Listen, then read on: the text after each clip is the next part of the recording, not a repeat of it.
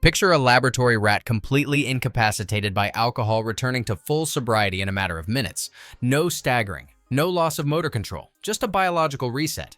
This isn't a futuristic designer drug. It's the fruit of a tree that has been waiting in the shadows for 15 centuries. Hovenia dulcis, the Japanese raisin tree.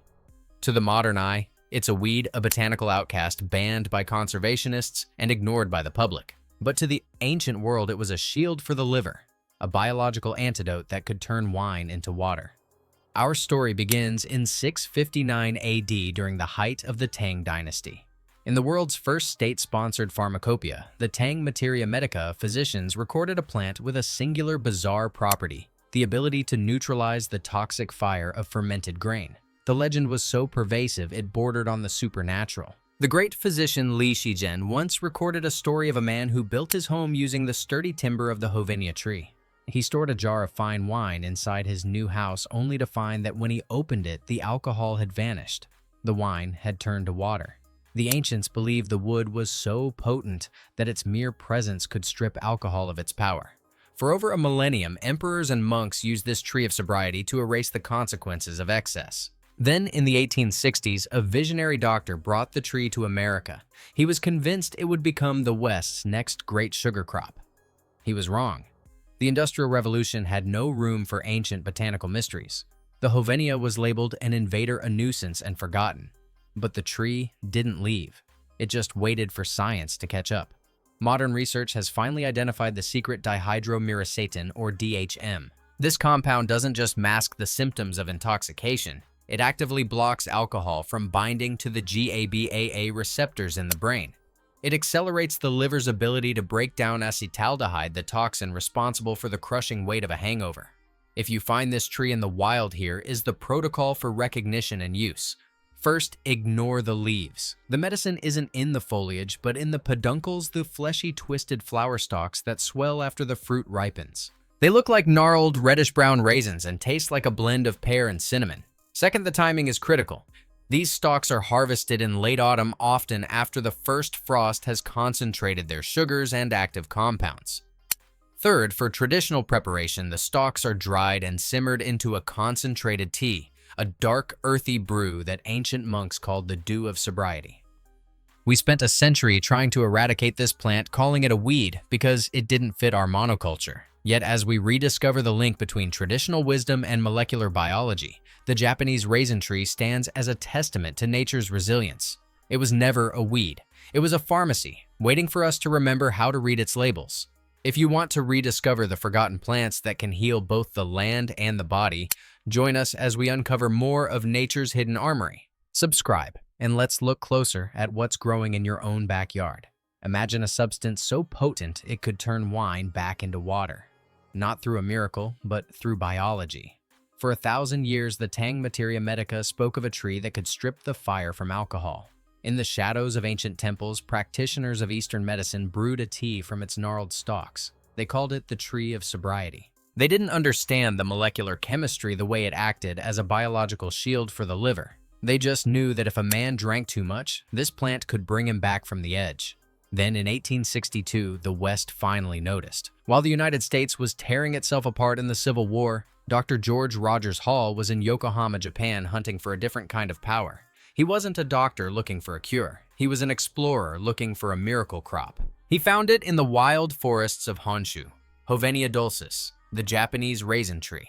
Hall didn't see a medicine. He saw an agricultural revolution. He tasted the fruit, which isn't actually a fruit, but a swollen, fleshy stalk. It was an explosion of sweetness, like a pear soaked in honey and heavy cream.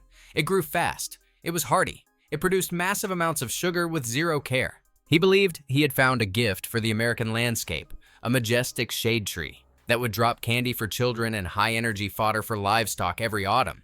By the 1880s, the tree was the talk of the horticultural world. It was planted in the prestigious Arnold Arboretum in Boston. It spread from the Carolinas to California. It was the crown jewel of the Victorian obsession with exotic botany. And then, silence. It was labeled a weed. It was banned by conservationists. It was forgotten by the public. But the tree didn't leave. It just waited for science to catch up. If you find yourself standing beneath one of these ancient giants, here is how you unlock its history. The protocol for the raisin tree. First, identify the fruit in late autumn after the first frost. This is when the sugars are most concentrated. Second, dry the fleshy stalks until they resemble dark shriveled raisins. Third, simmer them for 20 minutes to create a deep amber infusion. This tea is the biological antidote the ancients whispered about. Today, modern labs are finally confirming what the Tang dynasty already knew. We are rediscovering the shield. The Japanese raisin tree wasn't a failed crop. It was a misunderstood medicine, a ghost in our gardens waiting for us to remember its name. If you want to see more of these forgotten botanical wonders, subscribe and join us as we dig deeper into the secret history of the natural world. Because sometimes the most revolutionary technology isn't built in a lab, it's grown in the dirt. Imagine a substance so potent that ancient legends claimed if its juice fell into a vat of wine, the alcohol would turn back into water. This isn't alchemy. It's the silent power of Hovenia dulcis, the Japanese raisin tree.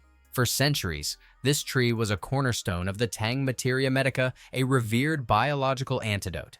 But as the 20th century dawned, the world changed. We moved from the garden to the factory. Agriculture demanded uniformity, and Hovenia refused to comply. You see, the edible treasure of this tree isn't a fruit in the traditional sense. It's the peduncle, the fruit stalk. It grows into a tangled, knobby brown twig that resembles a dehydrated chicken foot. It is fragile. It is stubborn.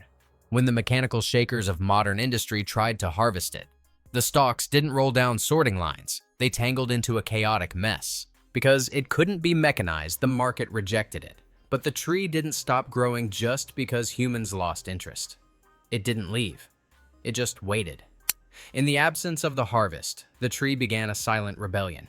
Birds carried its seeds into the deep forests of South America and the American South. In Brazil, Hovenia found a climate so perfect it began to displace native forests, shading out competitors with an aggressive ancient resilience. Suddenly, the tree of sobriety was reclassified. In Texas and North Carolina, it was no longer a medicinal wonder. It was an invader. A tree capable of producing tons of liver-protecting compounds was now being poisoned with herbicides labeled a weed because it was too successful for its own good. But while conservationists fought the branches, chemists were looking at the molecules. And they found exactly what Li Shizhen wrote about 400 years ago. The secret isn't magic. It's a flavonoid called dihydromyricetin, or DHM.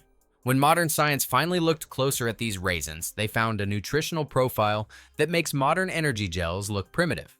These swollen stalks are high-octane biological fuel, 11% glucose, 5% fructose, and a staggering 12% sucrose. To understand the power here, consider this: 3.5 ounces of these stalks contain more accessible energy than a commercial sports drink, but delivered through a complex matrix of fiber and minerals. It's a shield for the liver and a battery for the cells packed with potassium and calcium essential for muscle recovery. If you want to harness this ancient technology, here is the protocol. Look for high-purity DHM extracts or the dried peduncles themselves. When used before or after consumption, it interacts with the brain's GABA receptors, neutralizing the toxic effects of alcohol before they can take hold. It is quite literally a biological reset button. We spent a century trying to kill this tree because it didn't fit our machines. We called it a weed. We called it a nuisance. But Hovenia dulcis proves that nature doesn't care about our labels. It was simply waiting for our science to finally catch up to its wisdom. Imagine a creature that cannot get drunk.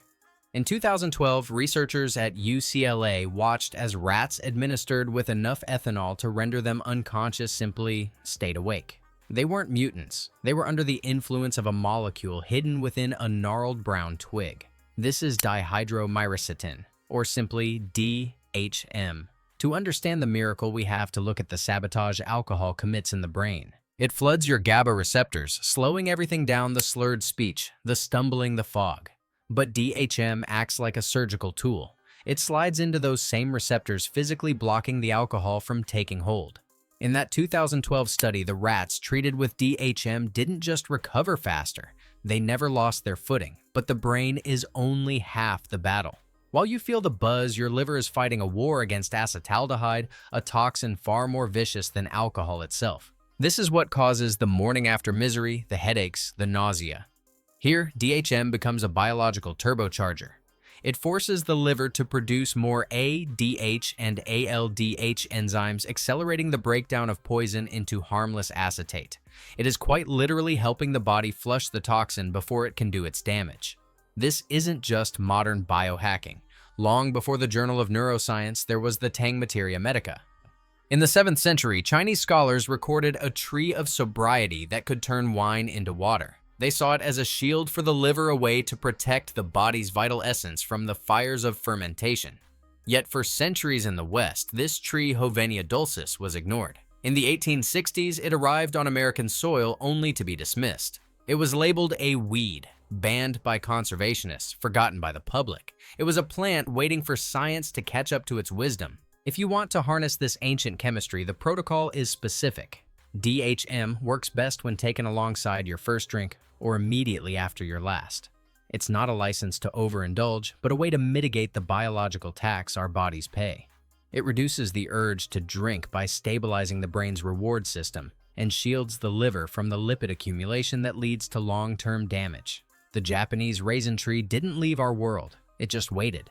It survived the era of monocultures and the ignorance of 19th century botanists to remind us of a simple truth. Sometimes the most sophisticated biochemical intervention isn't found in a laboratory, but wrapped in the bark of a forgotten tree. If you found this deep dive into botanical resilience valuable, consider subscribing.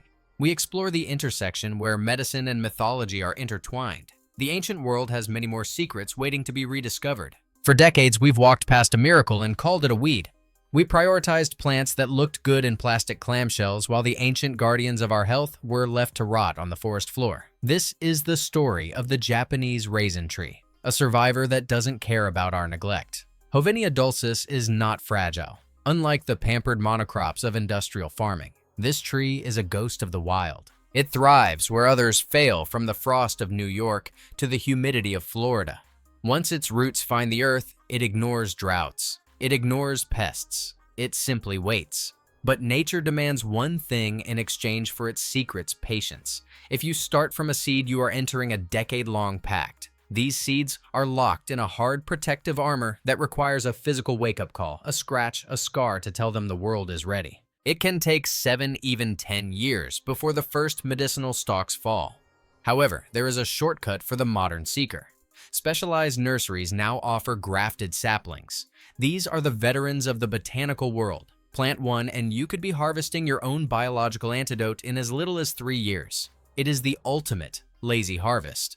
When the first frost hits and the rest of the garden turns to gray, Hovenia comes alive. There are no ladders here, no heavy machinery.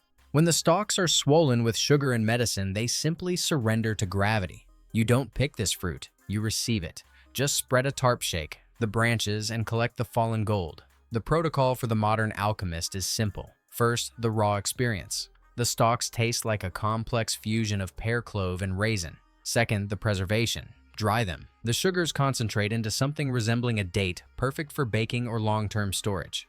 Third, the ritual. Do what the Tang Dynasty physicians did 15 centuries ago. Simmer the dried stalks for 20 minutes. The result is a restorative tea that functions as a shield for the liver, but a word of caution for the wise. The medicine lies in the fleshy stalk, not the hard seeds at the tip. Those seeds contain alkaloids and should be strained out. And remember, science is a tool, not a license. While DHM is a powerful ally against alcohol toxicity, it is not a permit for excess. If you are pregnant or on medication, consult the experts. The tree offers healing, not invincibility. We spent a century synthesizing cures in sterile labs while the real antidote was growing for free in our backyards. The science is finally catching up to the myth. You know the name, you know the history. Now it's time to reclaim the land. If you're ready to look at the world with new eyes, hit subscribe. We have many more archives to open. See you in the garden.